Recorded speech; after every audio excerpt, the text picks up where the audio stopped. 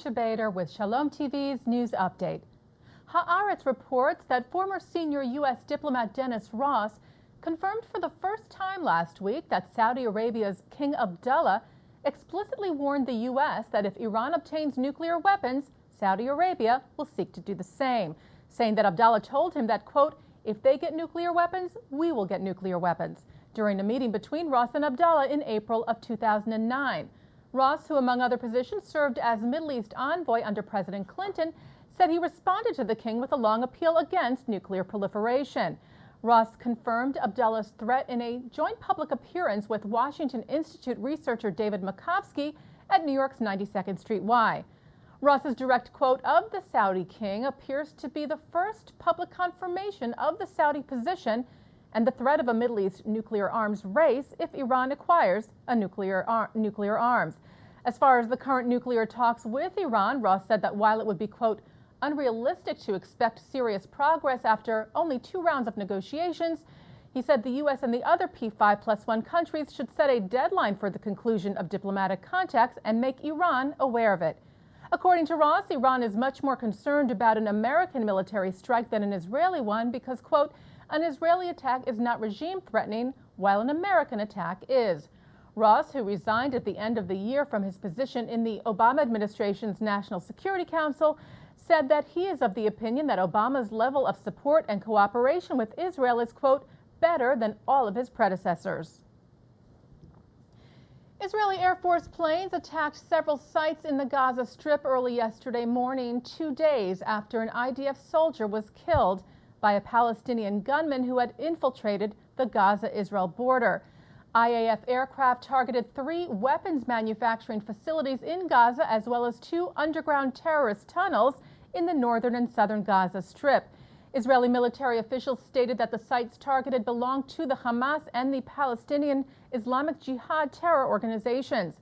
The IDF spokesman's office stated that it will, quote, not tolerate any attempt to harm Israeli civilians or IDF soldiers and will operate against anyone who uses terror against the state of Israel, further saying that, quote, the Hamas terror organization is solely responsible for any terrorist activity emanating from the Gaza Strip.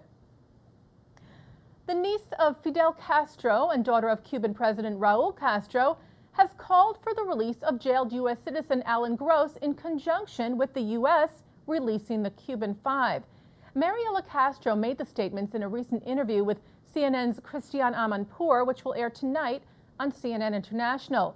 Mariela Castro told Amanpour that, quote, Alan Gross has been granted everything that he's asked for. He's been able to see his wife, he has been able to have matrimonial visits, and he has been treated with respect and dignity the way we always treat prisoners in Cuba. She further said, we haven't received the same treatment, on the other hand, for our 5 prisoners who have very long sentences that are not right. I think that the 6 must be released, Castro said, both the 5 Cubans and Alan Gross.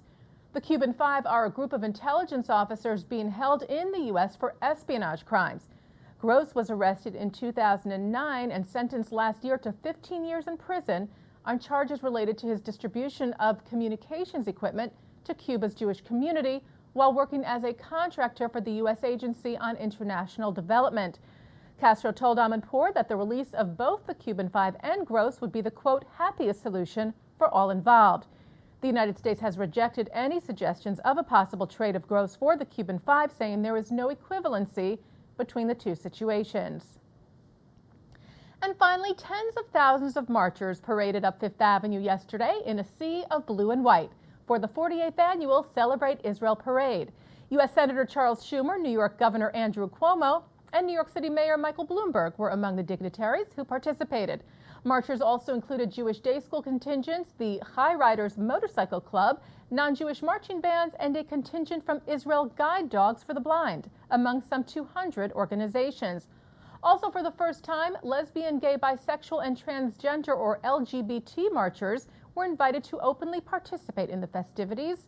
Mordechai Levovitz, co-executive director of Jewish Queer Youth, which organized 135 marchers, said yesterday that, quote, today, for the first time in a long time, we really truly felt like part of the Jewish community. The theme of this year's parade was Israel Branches Out.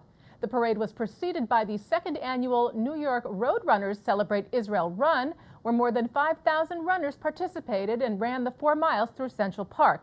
The run was organized as a symbolic journey through Israel from Eilat to Tel Aviv. And that's Shalom TV's news update. I'm Teisha Bader.